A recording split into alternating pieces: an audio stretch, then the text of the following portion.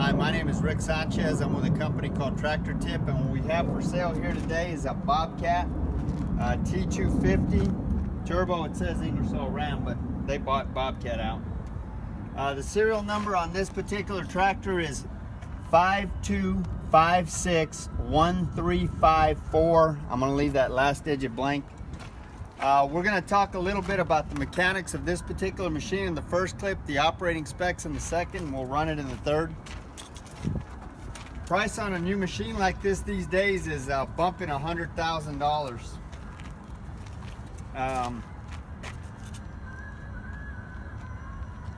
This machine here, Bobcat changed its nomenclature. This is now equivalent to like a T650. The hours on this particular machine are 2,760.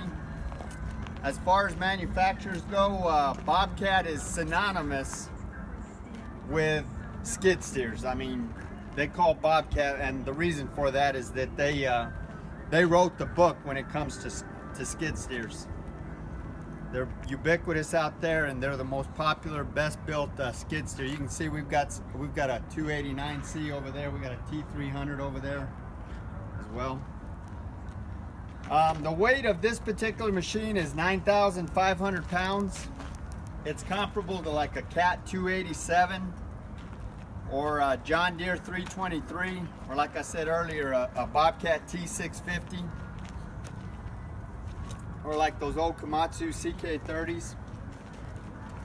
As far as the history of this unit goes, this machine, like all the machines we purchase, is an original owner Dallas, Texas machine. I say that because you need to know it's got no rust. I mean, you've got surface rust here where the paint's been flicked off and the rainwater's gotten to it, but it in no way, shape, or form is pervasive. We're far enough south and 300 miles from the ocean, so the only salt we see is the salt on our kitchen tables. Just about every machine we purchase comes from one of about 30 different contractors and municipalities that we do business with here in the Metroplex. These are large companies with excellent maintenance programs. Matter of fact, the guy that the service manager for this particular machine had a maintenance program that rivals some of the best I've seen. We've been happy with all the machines that we purchased from these guys, and it should be said that before I purchase any machine, my mechanics thoroughly inspect it, and before I write a check with it, as long as everything's right with the machine and the money's right, then I go out and I inspect it before I write a check. So we vet all of the machines that we purchase extremely well. As far as options go, you can see this has got a 2-inch receiver hitch on it, which probably be pretty handy.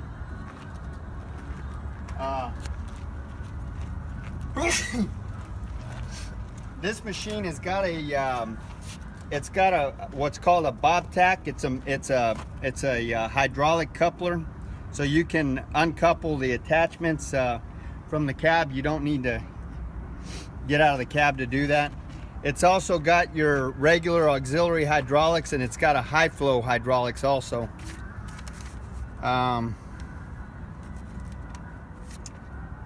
This has got what's called H-style linkage. So I mentioned that as an option because it's one of the most reliable ways. Everything on this machine is mechanical. You've got joystick controls that where your right hand operates the bucket and your left hand operates the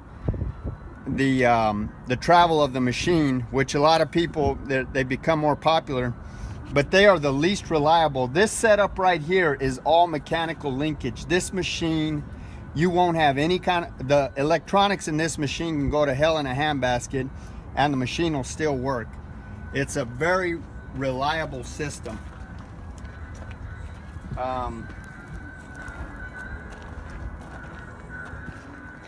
What else, Tank? Well, it's got rubber tracks, obviously. Does it have a key battery disconnect? No. Does it have a 12-volt outlet in the cab?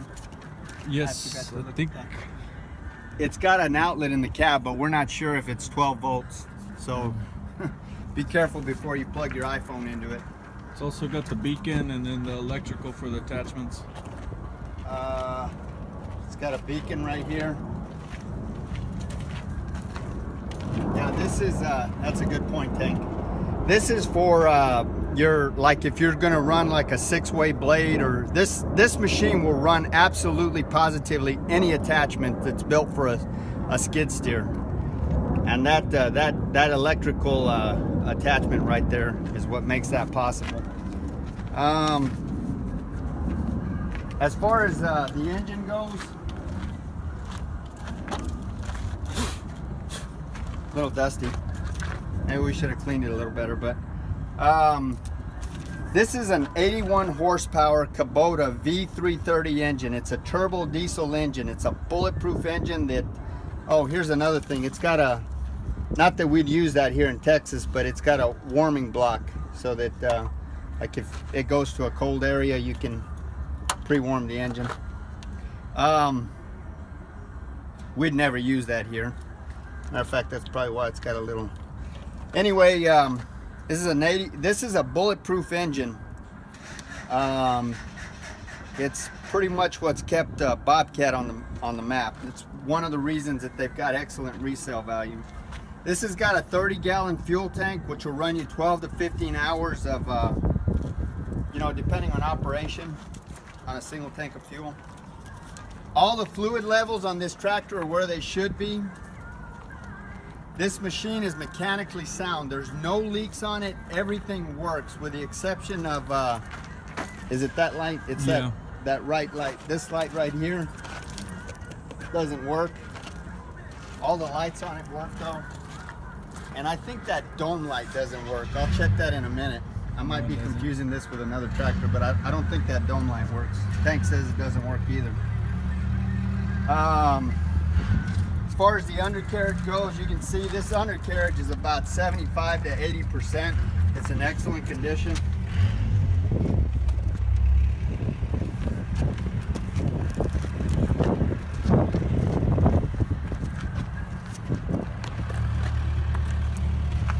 There's no leaks on those final drives.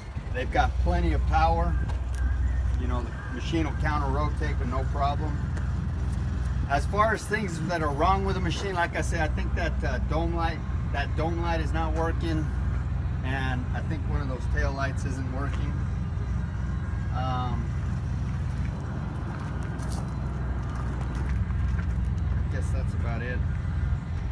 The hydraulics are strong on this tractor. There's no cracks or welds anywhere in the work equipment. All of the pins and the bushings are good and tight. There's no deflection in these pins and bushings in any of the work equipment.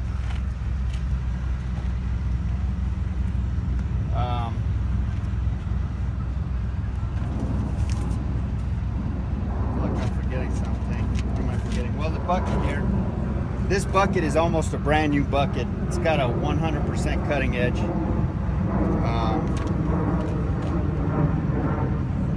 This bucket is an 84-inch bucket, which is wider than these tracks, which are 7 inches. I'm sorry, 84 inches, and the tracks are 7 foot wide.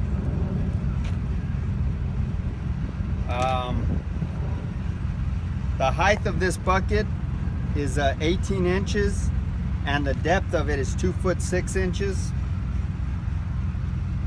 The breakout force on this loader is 7,500 pounds. And the static tipping load of this loader is 7,358 pounds. So basically what that means is that the lifting capacity of this loader is limited by its static tipping load, which simply stated, the hydraulics on this machine are so powerful that they'll give out. I mean, the machine will actually tip forward before the hydraulics give out. So the lifting capacity is limited by the actual weight of the machine behind this fulcrum of this track here. This machine gets its name T250 because it's got a quote-unquote operating load of 2,500 pounds. What else, Tank? Let's run it. Okay, we're gonna run it.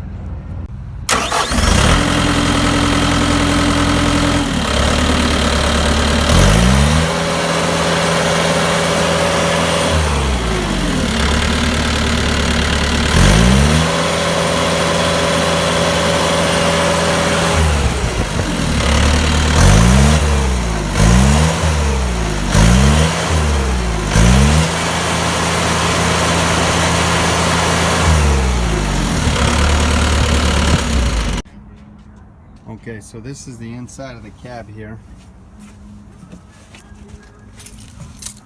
Oops. Here's those are actually your bucket controls right here. Your steering is controlled with these joysticks right here. It's considered H-style steering control. And all of the lights, all of the panels, everything on this machine works. Actually, this light does work. We're confusing it with another machine.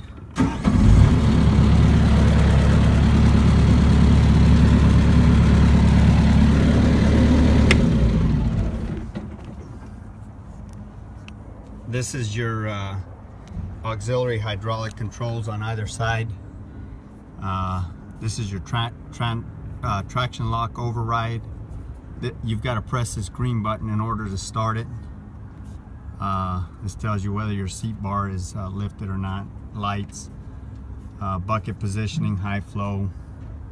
Anyway, that's pretty much it.